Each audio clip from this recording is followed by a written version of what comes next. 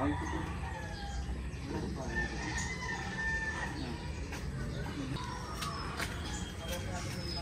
po yung tinatawag na stick on fire. Pero yung stick on fire, medyo orange sa yellow. Kapamilya po ito. Sa mga iba po, pakicorrect po ano po pangalan po nito sa inyo sa English. Ililipad ka po kasi last year. Natanim ko diba, ganito lang yun, mabot na po sa bubog. Napakabilis po dumami kasi mataba po yung lupa. Sa lupa, ang hinahalo ko po, loam soil, buhangin, saka tae ng dumi ng hayop. Konti lang yung dumi ng hayop. Loam soil, yung loam soil, 3/4, yung buhangin, 1/4. Yan. O, diba?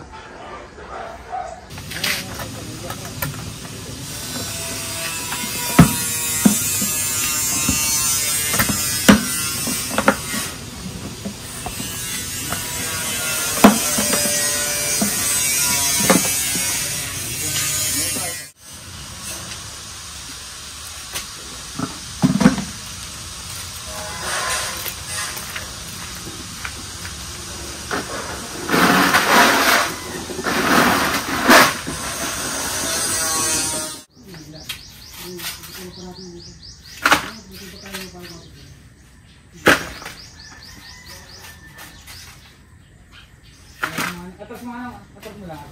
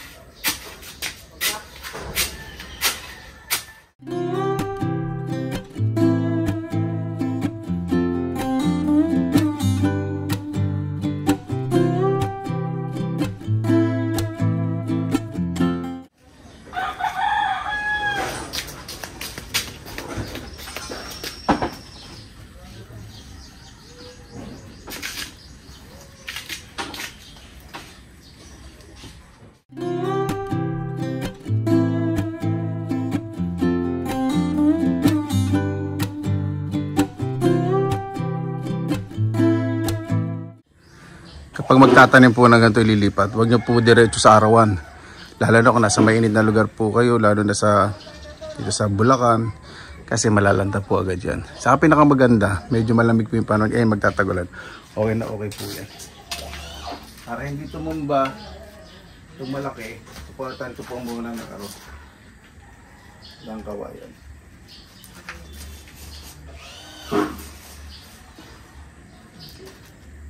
Gamitin po ninyo strong plastic para hindi masugatan.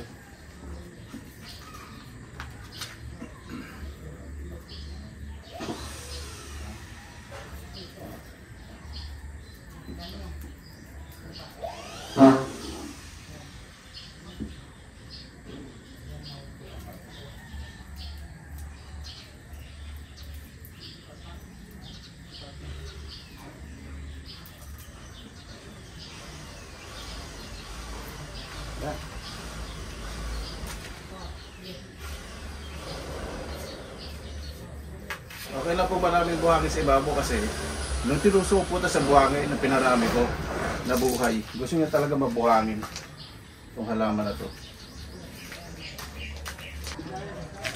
At kapag bagong lipat po yan, kailangan pong diligan para kumapit po yung lupa sa sanga. Sa pag diniligan dapat tumutulo po sa ilalim. Kasi pag na-stack po, ibig sabihin yung lupa, clay soil, bubulok yung tanim natin. So para po yung mga chismosa ay nalulunod sa chismis. Kalila boy na boy ang kwento. Patay pala. Got it. Tiligin po natin. Kailangan po tumulo sa ilalim. Ina natin.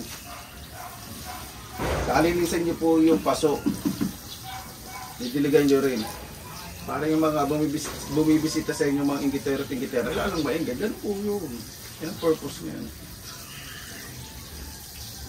Yan, dapat malinis na malinis. Ito temporary lang naman po dito. Mga mahigit 1 week mag-ugat na po yan. Kasi lipat ko na po yan. Ayan, nag-drain na siya. Ayun, tumutulang dami yun. Ibig sabihin, perfect. Kahit na gaano karami dilig nyo dito tubig. Oh, yung proper drainage. Tumutuloy tubig. Perfect po. Gagawa din po ako ng punlaan nito. Para pag natapos po itong pagpapayos po dito sa bakuran at yung pahingahan, yung mga punla, kukuha na lang po ako dito, diba? Yan po gusto niyan, medyo naarawan ng bagya. Ayaw po yung masyadong okay lang po yung naarawan, kaya lang mabagal yung pagtubo. Pero pag ganito, mas natataba. Ayan. Yung mga sanga po naka ano sa lupa. Lalagay ko ngayon, kakamayin ko para hindi matabunan yung sanga sa ibabaw. Buhangin po ilalagay ko para makahinga at hindi malunod. Kasi yung ano po, yung lupa medyo clay soil. So ito po yung technique. Kasi kung hindi mag-ugat sa ilalim, sa gilid mag-ugat siya. Kalilipat lang din para pas kumapit ugat, tiligan po ulit natin.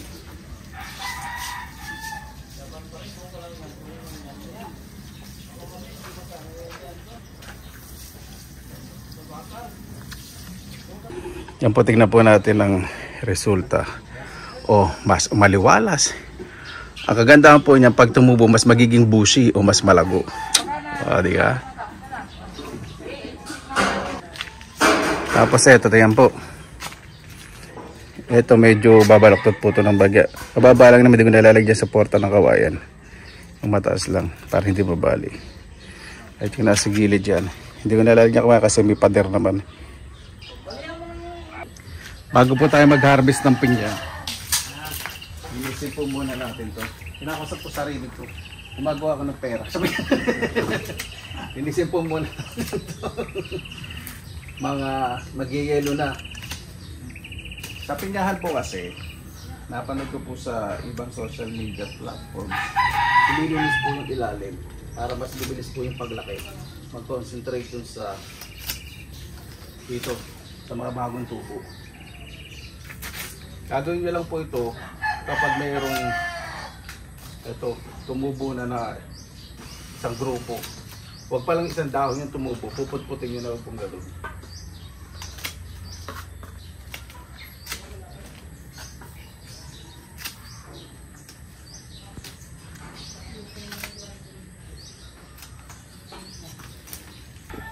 Ayan, natabasa ko na po yung pinya kasi gumagawa din po dito mga kilala sa lipunan. Pag nagdadaan dito, kasi pag tinatamaan yung binti nila, parang sama ng tingin sa akin, parang sinasabi na paano kayo makakagawa dito ng maayos, nakaharap ng mga buwisit na halaman. Hindi nila sinasabi pero nakikita yung sa mukha nila, parang gusto kong hampasin ng 2x2.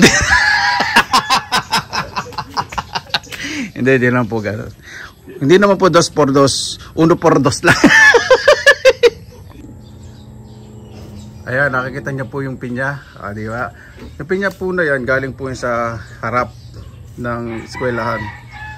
2020 pa po yan. Hindi. Just hold on. 2018 pa po yan. Binili ko po yung mga pinagpungusan. Batangas po yung malilit na matamis yan. Pag tumumba daw pong ganyan, kasi napanood ko sa YouTube, hayaan mo ng medyo manilaw. Yun. Di ba? Ngayon na po natin.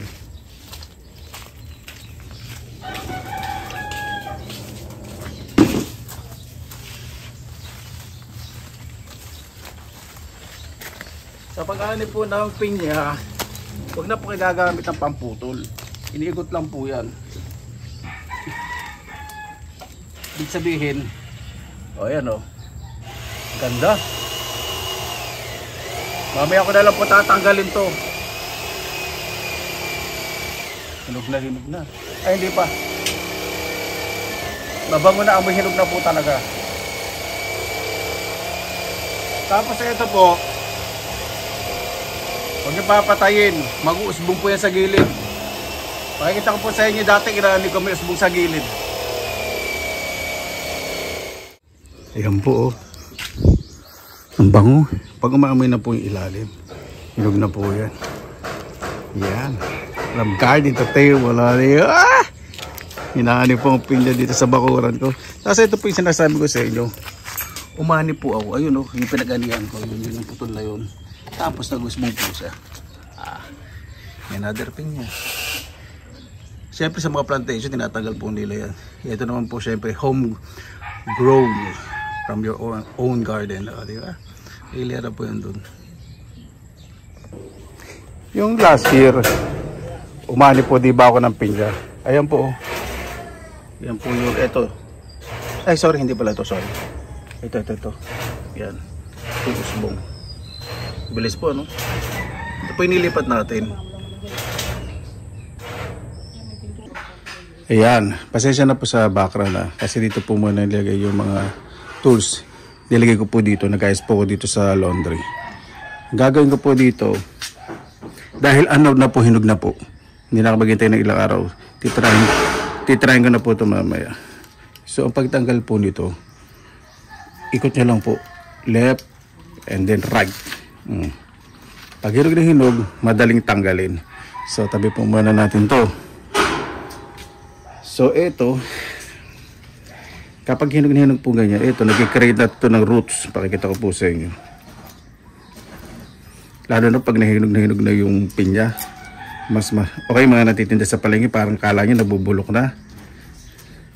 Mag-create po dito na maugat po yan sa gilid. Dito. Yung nakikita nyo po, may tumutubo-tubo na. So mga 1 inch lang po ang gagawin ko. Tinisin ko lang po itong mabuti.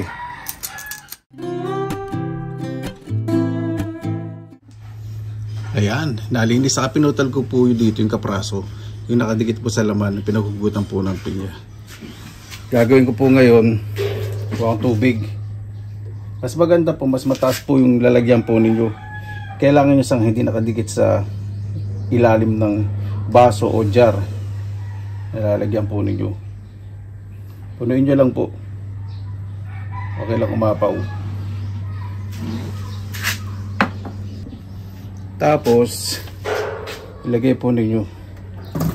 O diba? Saka tayo magbawas. At itabi nyo lang po ito. Kung saan nyo po gusto nyo. Ilalagay ko po dito sa laundry kasi yung bubong naman po nito clear. So parang greenhouse. Mga 1 week lang po may ugat na po ito at pwede nang ilipat. Ayan po itsura ng bubong ko, diba? Kaya kapag naglalagay po ka ng mga tanim dito punla, pinya, 1 week may ugat na po yan. Sa susunod, meron naman ako panibagong pinya. Pero syempre, hindi pa mumung, ibig sabihin, malaki na.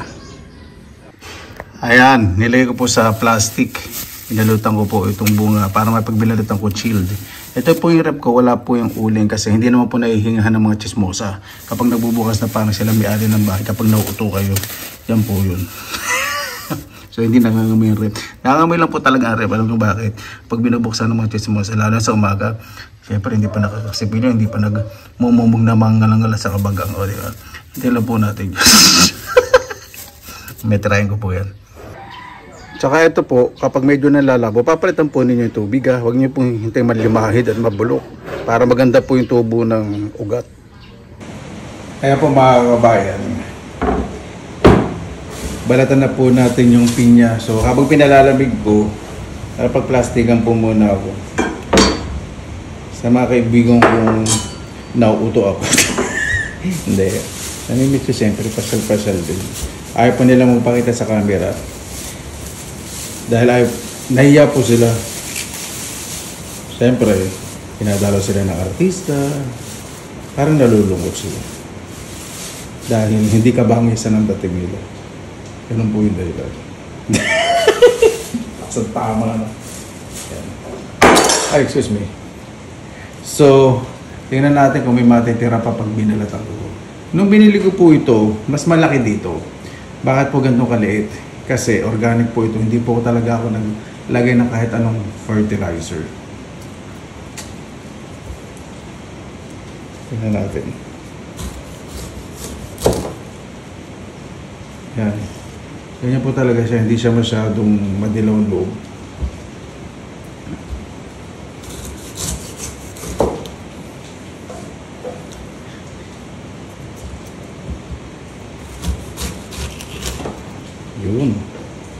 Pag ito po, matamis na to kasi nakikita niyo po yung pagkahinog niya, pumuputok-putok na po yung loob. Yan ang maganda.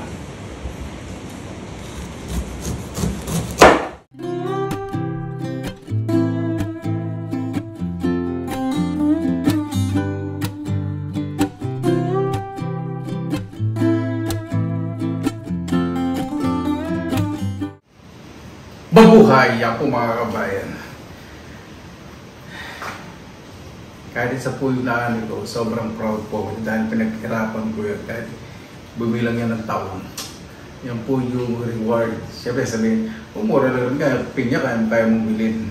Iba po kasi yung effort na binigyan nyo dyan, yung energy, yan po yung pinakamasarap. Paano po bago tayo masapasalamatan po muna natin ang Panginoon. Panginoon, maraming salamat po sa biyayang binigyan niyo po sa amin sa araw na ito. Naway bawat isa po, mas mahalaga po ang kalikasan. Magagabay po yung malalay po sa kanilang mga mahal sa buhay, na makabalik po lahat ng ligtas, lumalabas o nasa abroad. Kaya na po bahala po sa amin, lahat ng tao sa buong mundo may pinagdadaan na po, dahil na po yung may mga sakit ay gumaling. Sinusuko na po namin sa inyo lahat sa kanilang sasabihin. Yan, biniyak ko na. Pag pinahihirapan, di ba matigas po yung gitna ng pinya? Para gusto niya rin kainin. Natin.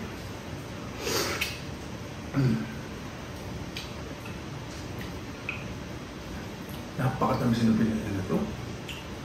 Siyempre tayo, nasanay tayong may asin. Kaya nagano katamis yung pinya. Ako nasanay po may asin. Kundi lang.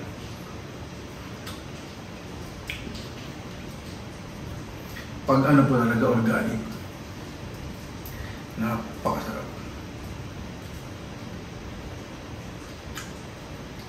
Nanamnamin ang bawat hibla. Ang gitna, matigas o wala. Ito pinabibili sa Batangas na maliliit ang mga pero nakapakatamis.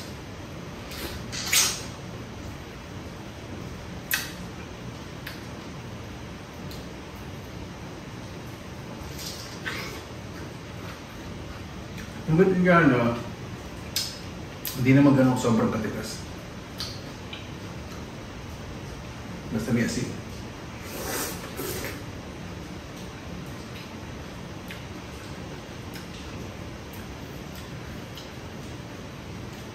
May mga iba pumupunta dito nagugulat. Kasi na, yung iba po, first time po nila makakita ng pinya na may bunga. Kasi siya, di po ito po sa amin sa Bulacan, hindi po common na may tanim na pinya, may bunga. Hindi na. Pagtitsaga po talaga.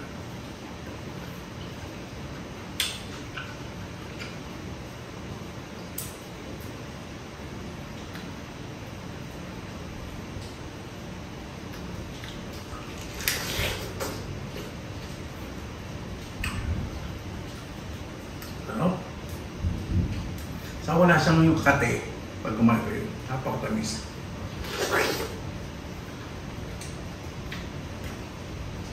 Yung mga Nicolas, ganito rin kalit. Medyo napaaga yung pag-anin ko, medyo may asma. Ito, puro tamis lang na lalata.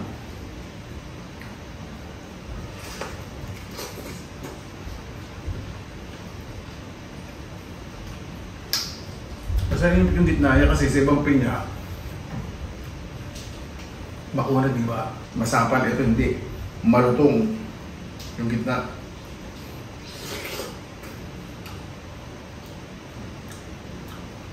Madaling kainin.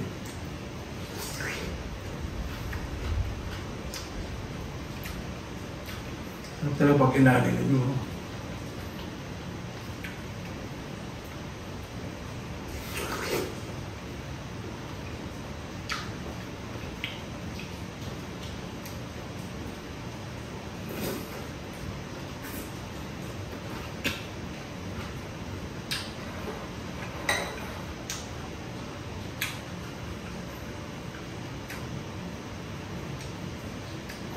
Napakatamis, napakasarap. Paano ba bakit tayo magtapos sa salamat at pumuna natin ang Panginoon? Panginoon, maraming salamat po sa mga gantong biyaya. Tama po talaga na ang simpleng kaligayahan. kaligayahan ay wala pong kapantay. Naway ang bawat isa po makontento po kung ano po yung dumarating po sa kanila, pasalamatan po at mas maging mapagkumbaba. Kaya na po ang bahala po sa amin, isinusuko na po namin sa inyo lahat sa kanila ni Jesus. Paano po? Maraming salamat na po sa inyong oras na ilan sa Pinilakalakbay Palaga. Pangalagaan po natin ang ating kalikasan dahil doon po nanggagaling lahat ng ating pangangailangan. Basta lagi po tayong positive vibes, good vibes. God bless, ingat po lagi, magandang araw. Laban!